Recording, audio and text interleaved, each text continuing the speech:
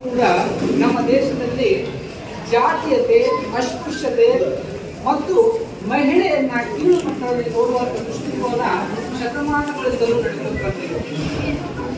ಈ ದಲಿತರೆಂದರೆ ಜಾತಿ ಭೇದ, ಸ್ತ್ರೀದಾಸತ್ವ, ಅಸಮಾನತೆ,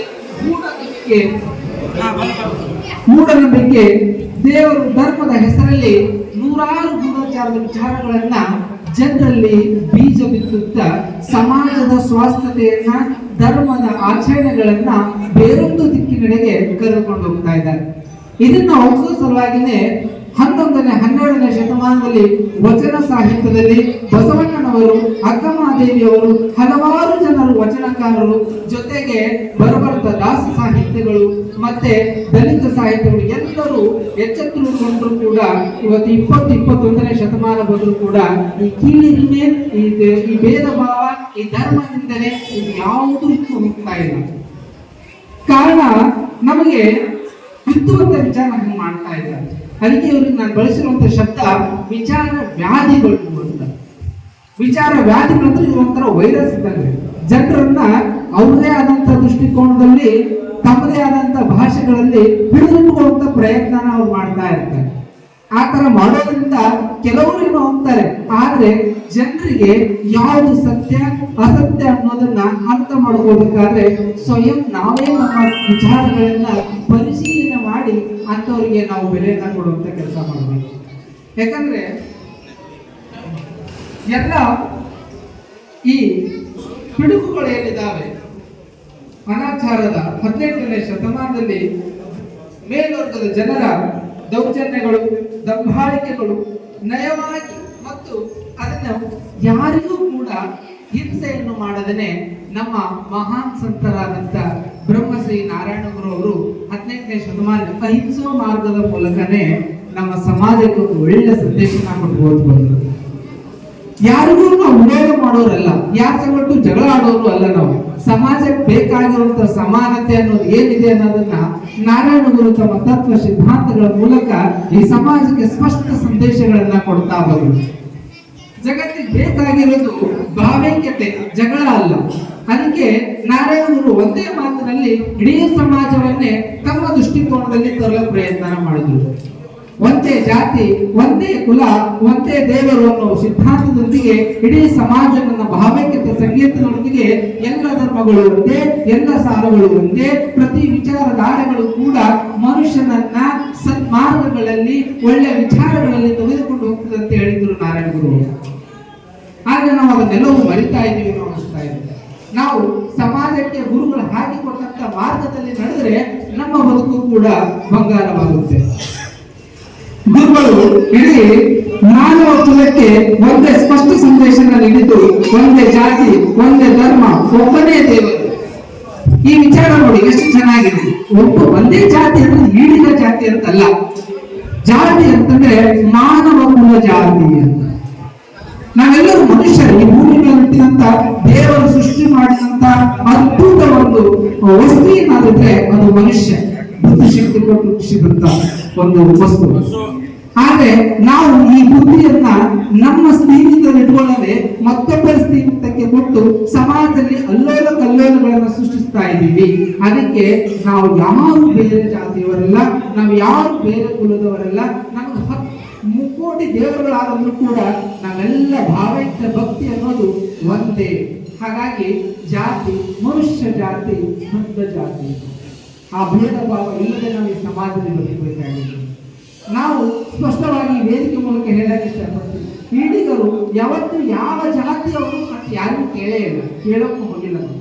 ನಾವು ಎಲ್ಲರ ಸಂಗಟ ಕೂಡ್ತೀವಿ, ಎಲ್ಲರ ಸಂಗಟ ಬೆರಿತೀವಿ, ಎಲ್ಲರ ಸಂಗಟ ಇರ್ತೀವಿ. ಪ್ರತಿಯೊಬ್ಬರು ನಮ್ಮ ಅಣ್ಣ ತಮ್ಮಂದಿರ ತರನೇ ನೋಡುವಂತಹ ಅದು ನಾವು ಮೆಚ್ಚಬೇಕಾದಂತ ಸಂಗತಿ. ಕಾರಣ ನಾರಾಯಣಗಳು ಹೇಳಿಬಿಟ್ಟಿದ್ದಾರೆ, ಜಾತಿಯನ್ನ ಹೇಳಬೇಡ, ಕೇಳಬೇಡ, ಯೋಚಿಸಲು ಬೇಡ. ನೀನು ಹೇಳದ ಯಾವ ಕಾಸ್ಟ್ ಕೇಳಬೇಡ. ನಾವು ಇದುವರೆಗೂ ಯಾರು ಕೇಳೇ ಇಲ್ಲ. ಕಾರಣ ಗುರುಗಳ ನಮಗೆ ತೋರಿಸಿದಂತ ಮಾರ್ಗದರ್ಶನ ಅಂತದ್ದು, ಅದನ್ನ ಚಾಚು ತಪ್ಪದೆ ಪಾಲಿಸ್ತಾ ಇದ್ದೀವಿ. ಮತ್ತೆ ಹೇಳಬೇಡ, ನಾವು ಹೇಳಿಲ್ಲ, ನಾವು ಈಡಿಗರು, ನಾವು ಆರು ಇದೊಂದು ಎಲ್ಲಿ ಹೇಳ್ಕೊಳ್ತಾ ಇಲ್ಲ ನಾವು. ಕಾರಣ ನಮ್ಗೆ ಗೊತ್ತು, ನಮ್ಮ ತತ್ವ ಸಿದ್ಧಾಂತ ಗುರುಗಳು ಹಿಂದೆ ನಡೆದೋರಿ ಅಂತ ಸಮಾಜಕ್ಕೆ ಮಾರ್ಗದರ್ಶನ ಹೇಳಿಲ್ಲ. ಮತ್ತು ಯೋಚಿಸಲು ಬೇಡ.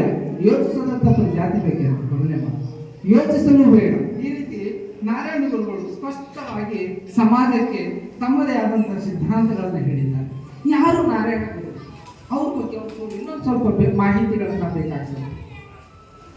ಇಲ್ಲಿ 18ನೇ ಶತಮಾನದಲ್ಲಿ ಗುರುಗಳು ಕೇರಳ ರಾಜ್ಯದಲ್ಲಿ ಒಂದು ಸಾಮಾಜಿಕ ಜಾಗೃತಿಯನ್ನು ಮೂಡಿಸಿದ, ವಿಶ್ವದಾದ್ಯಂತ ಸಂಚಾರ ಮಾಡಿ ತಮ್ಮ ಸಿದ್ಧಾಂತಗಳನ್ನು ಪ್ರತಿಪಾದಿಸಿದವರು.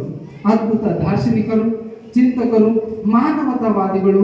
ಅವರು ಸಿದ್ಧಾಂತ, ಚಿಂತನೆ, ಕಲ್ಪನೆಗಳನ್ನು, ಸುಧಾರಣಾ ನೀತಿಗಳನ್ನು ಗಮನಿಸಿದಾಗ ನಮಗನಿಸಿದ್ದು ಸರ್ವಧರ್ಮ ಸಮನ್ವಯತೆ ಏಕರೂಪದ ಸಿದ್ಧಾಂತಿಗಳು ಯಾರಪ್ಪ ಅಂತಂದ್ರೆ ಶ್ರೀ ಬ್ರಹ್ಮ ನಾರಾಯಣ ಗುರುಗಳಾಗಿರುತ್ತಾರೆ. ನಾರಾಯಣ ಗುರು ಒಬ್ಬ ಗುರುಗಳಾಗಿರದೆ ಅವರು ಈ ದೇಶ ಕಂಡ ಮಹಾನ್ ತತ್ವಜ್ಞಾನಿಗಳಾಗಿದ್ದರು. ವಿಚಾರಗಳು ನಮ್ಮ ಮನಸ್ಸಿನಲ್ಲಿ ಮೂಡಬೇಕಿತ್ತು.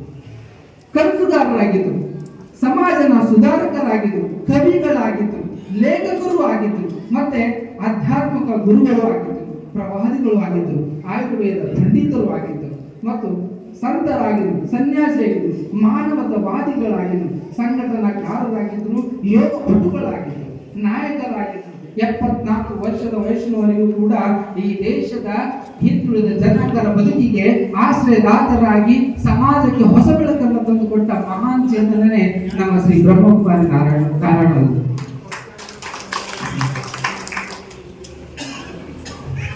ನಾರಾಯಣರು ಜಾತಿ ಚಿಂತನೆಗಳ ಬಗ್ಗೆ ಬಹಳ ಸ್ಪಷ್ಟವಾಗಿ ಹೇಳ್ತಾ ಬರ್ತಾರೆ. ಜಾತಿ ವ್ಯವಸ್ಥೆ ಅರ್ಥಹೀನವಾದದ್ದು, ಅದಕ್ಕೆ ಅರ್ಥನೇ ಇಲ್ಲ.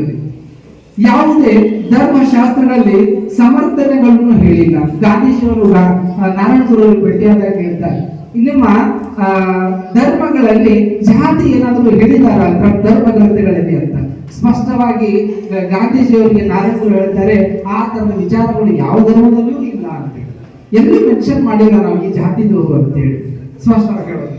ಜಾತಿ ಹೇಳಬೇಡ, ಕೇಳಬೇಡ, ಯೋಚಿಸಲು ಬೇಡ. ಮೇಲು ಕೀಳೆಂಬುದಿಲ್ಲ, ಹಾಗೇನಾದರೂ ಕೀಳೆಂಬುದಿದ್ದರೆ ಅದು ಭೇದವನ್ನು ಮನಸ್ಸಿನಲ್ಲಿ ಮಾತ್ರ. ನೋಡಿ, ಈ ಜಗತ್ತಿನಲ್ಲಿ ಎಲ್ಲಿ ಮೇಲು ಕೀಳು ಅನ್ನೋದು ಎಲ್ಲೂ ಇಲ್ಲ.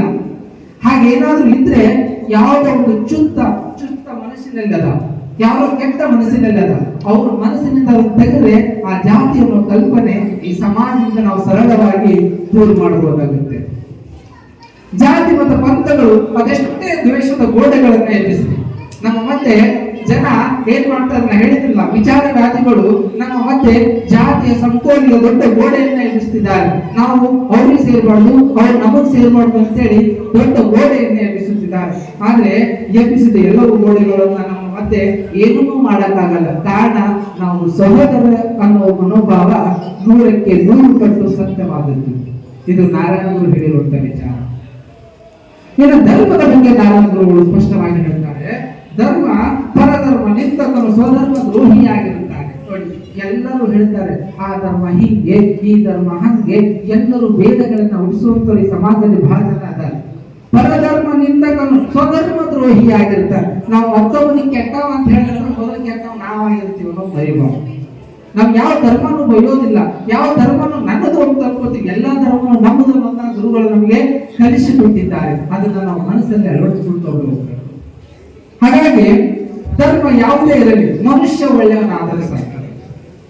ಆಚರಣೆಗಳು ವ್ಯತ್ಯಾಸವಿದ್ದರೂ ಎಲ್ಲಾ ಧರ್ಮಗಳು ಅತಿ ಒಳ್ಳೆಯದಾಗಿ ಇರುವಂಥದ್ದು. ನೋಡಿ, ನಾವು ಯಾವುದೇ ಧರ್ಮ ಹೋದರೂ ಕೂಡ ಎಲ್ಲಾ ಧರ್ಮದ ಸಾರ ನಾವು ಒಳ್ಳೆತನವನ್ನು ಅಳವಡಿಸಿಕೊಳ್ಳುವುದೇ ಆಗಿದೆ. ಇದನ್ನ ಧರ್ಮ ಸಮ್ಮೇಳನದಲ್ಲೂ ಕೂಡ ನಾರಾಯಣ ಗುರುಗಳು ಇದ್ರ ಬಗ್ಗೆ ಹೇಳಿದ್ದಾರೆ.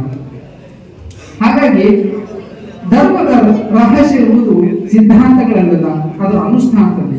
ಒಳ್ಳೆಯವನಾಗಿರುವುದು, ಒಳ್ಳೆಯದನ್ನೇ ಮಾಡುವುದು ಇದೇ ಧರ್ಮದ ಸಾರ. ಸ್ವಾಮಿ ವಿವೇಕಾನಂದರು ಕೂಡ ಇದೇ ವಿಚಾರವನ್ನು ಹೇಳ್ತಾರೆ. ಏನು ಧರ್ಮ? ಧರ್ಮ ಅಂದ್ರೆ ಧರ್ಮದ ರಹಸ್ಯ ಸಿದ್ಧಾಂತಗಳಲ್ಲಿಲ್ಲ, ಅದರ ಅನುಷ್ಠಾನದಲ್ಲಿಲ್ಲ. ನಾವೆಲ್ಲ ಬರೆದಿದ್ದಾರ ದೊಡ್ಡ ದೊಡ್ಡ ಗ್ರಂಥಗಳ ಅನ್ಕೋತೀವಿ. ಆ ಗ್ರಂಥಗಳಲ್ಲಿ ಬರೆದಿದ್ದ ಸಿದ್ಧಾಂತಗಳನ್ನ ಅಳವಡಿಸಿಕೊಂಡಾಗ ಮಾತ್ರ ಧರ್ಮಕ್ಕೊಂದು ಅರ್ಥವನ್ನ ಬರುತ್ತದೆ ಅನ್ನೋದನ್ನ ವಿವೇಕಾನಂದರು ಕೂಡ ಸ್ವಾಮಿಯವರ ದೃಷ್ಟಿಕೋನದಲ್ಲಿ ಹೇಳ್ತಾರೆ. ಪ್ರಾಣಿ ಸಹಜ ವ್ಯಕ್ತಿಯನ್ನು ಮನುಷ್ಯನನ್ನು ದೇವರನ್ನಾಗಿ ಭಾವನೆ ಮಾಡುವುದೇ ಧರ್ಮ. ನಾವೆಲ್ಲರೂ ಹೇಗಿದ್ದೀವಿ ಅಂತಂದ್ರೆ ಪ್ರಾಣಿ ಸ್ವರೂಪ, ಮನುಷ್ಯ ಪ್ರಾಣಿ ಅಂತಾನೆ ಕರೆಯೋದು.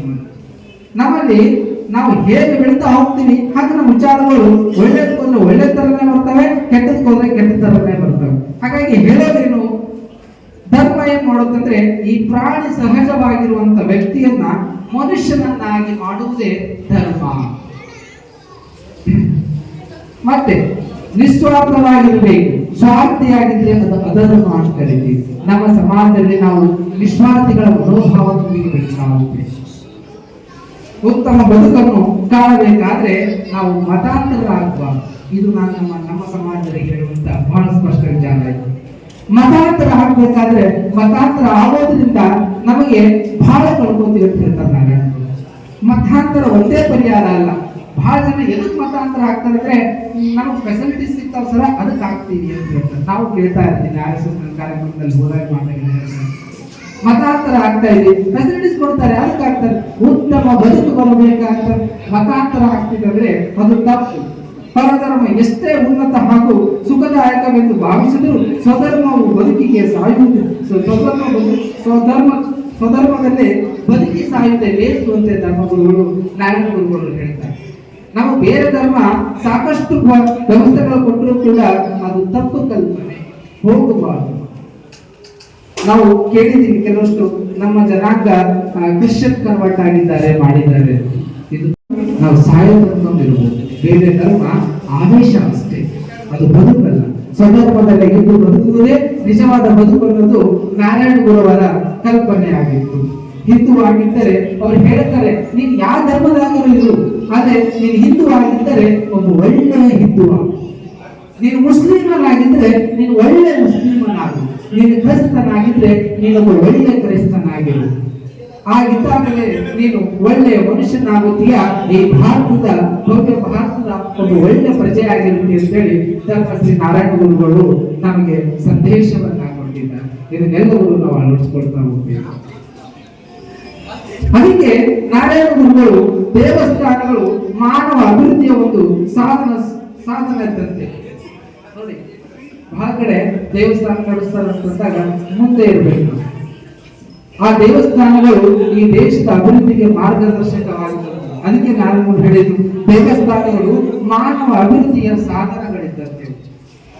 ಸೊ ಅದಕ್ಕೆ ನಾರಾಯಣ ಗುರುಗಳು ಕೂಡ ತಮ್ಮ ಹೋರಾಟದ ಪರಿಯಲ್ಲಿ 60 ದೇವಾಲಯಗಳನ್ನ ಕಟ್ತಾರೆ. ಅವು ಎಲ್ಲ ಸಂದೇಶಗಳನ್ನು ಕೊಡ್ತಾರೆ. ಮೇಲ್ವರ್ಗದ ಜಾತಿಯ ಜನರು ನಮ್ಮ ಜನಾಂಗಕ್ಕೆ ದೇವರುಗಳನ್ನ ಪೂಜಿಸಲು, ದೇವರನ್ನ ಆರಾಧನೆ ಮಾಡಲು ಯಾವುದೇ ಅವಕಾಶಗಳನ್ನ ಕೇರಳದಲ್ಲಿ ಕೊಟ್ಟಿಲ್ಲ. ನಾವು ಕೇರಳದ ಪರಿಸ್ಥಿತಿಗಳಲ್ಲಿ ಏನಾದರೂ ನಾರಾಯಣ ಜನತೆಯಲ್ಲಿ ಓದಿದ್ರೆ ನಮ್ಮ ರಕ್ತ ಕುದಿಯುತ್ತೆ. ಆದರೆ ನಮ್ಮ ಜನಾಂಗದವರಿಗೆ ಬಹಳ ಕೀಳು ಮಟ್ಟದಲ್ಲಿ ನೋಡ್ತಾ ಇದ್ರು. ದೇವರನ್ನ ಪೂಜಿಸೋ ಹಾಗಿಲ್ಲ, ಮೇಲ್ವರ್ಗದವರು ಬರುವಂತ ದಾರಿಯಲ್ಲಿ ಬರುವ ಹಾಗಿಲ್ಲ. ನಮ್ಮ ಹೆಣ್ಮಕ್ಳು ಜನರು ಏನಾದ್ರು ಬರ್ತಾ ಇದ್ರೆ ಬಟ್ಟೆಯನ್ನ ಮೇಲಿನ ಕುಪ್ಪಸವನ್ನ ತೆಗೆದು ನಿಲ್ಲಬೇಕಾಗಿತ್ತು. ಅಷ್ಟು ಕೀಳು ಮಟ್ಟದ ಪರಿಸ್ಥಿತಿ ನಿರ್ಮಾಣ ಮಾಡಿದ್ರು ಕೇರಳದಲ್ಲಿ. ವಿವೇಕಾನಂದರು ಸನ್ಯಾಸತ್ವವನ್ನು ಸ್ವೀಕರಿಸಿದ ನಂತರ ಸಂಚಾರ ಮಾಡಿ ಕೇರಳಕ್ಕೆ ನೋಡ್ತಾರೆ, ಇದು ಯಾವುದ್ರ ಉತ್ತರ ನಾಡು ಹೋಗ್ತಾರೆ. ಇದು ಹುಚ್ಚರ ನಾಡಿನ ಕೇರಳ ಅಂತ ಬರೆಯುತ್ತಾರೆ. ಕಾರಣ ಅಲ್ಲಿರುವಂತ ಅಂತಸತ್ವ ಆ ಲೆವೆಲ್ಗೆ ಇತ್ತು ಅನ್ನೋದು. ಹಾಗಾಗಿ ಇದು ಜ್ಞಾನದ ವಿಚಾರಕ್ಕೆ ಬಂದ್ರೆ ವಿದ್ಯೆಯಿಂದ ಸ್ವತಂತ್ರರಾಗಿ ಮತ್ತು ಸಂಘಟನೆಯಿಂದ ಬಲಿಷ್ಠರಾಗಿ ಈ ಸಮಾಜಕ್ಕೆ ನಾವು ಬೇಕಾಗಿರೋದು ಒಗ್ಗಟ್ಟಿನ ಬಲ. ಜ್ಞಾನವಂತರಾಗೋಣ, ಎಲ್ಲರೂ ವಿದ್ಯಾವಂತರಾಗೋಣ, ನಮ್ಮ ಸಮಾಜವನ್ನ ಜ್ಞಾನದ ಬೆಳಕಿನಲ್ಲಿಗೆ ತಗೊಂಡು ಹೋಗೋಣ.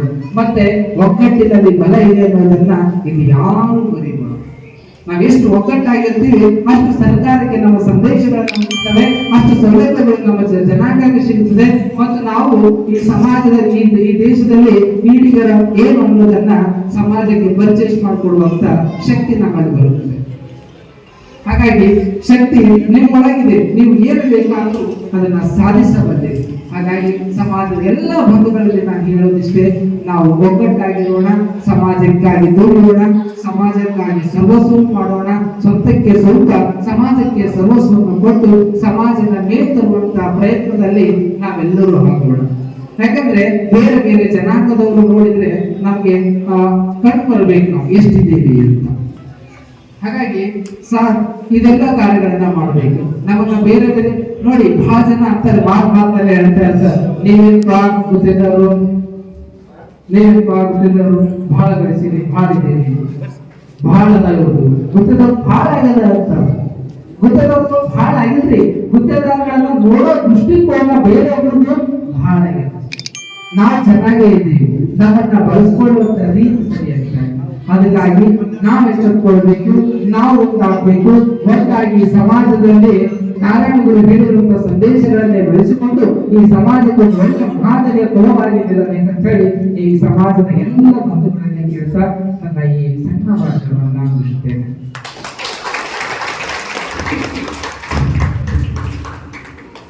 ಬ್ರಹ್ಮಶ್ರೀ ನಾರಾಯಣ ಗುರುಗಳು ಯಾವುದೇ ಒಂದು ಸಂಘರ್ಷವನ್ನಿಲ್ಲದೆ ಹಿಂದೂ ಧರ್ಮದ ಒಂದು ಭಗವದ್ಗೀತೆಯನ್ನು ನೆಟ್ಟಿರ್ತಕ್ಕಂಥ ಒಂದು ಮಹಾನ್ ಪುರುಷ ತತ್ವಜ್ಞಾನಿ ಎನ್ನುವಂತ ಮಾತುಗಳನ್ನು ತಮ್ಮ ಉಪನ್ಯಾಸದಲ್ಲಿ ನೀಡಿರ್ತಕ್ಕಂಥ ಶರಣು ಗುತ್ತೇದಾರ್ ಅವರಿಗೆ ಅನಂತ ಧನ್ಯವಾದಗಳು. ಈಗ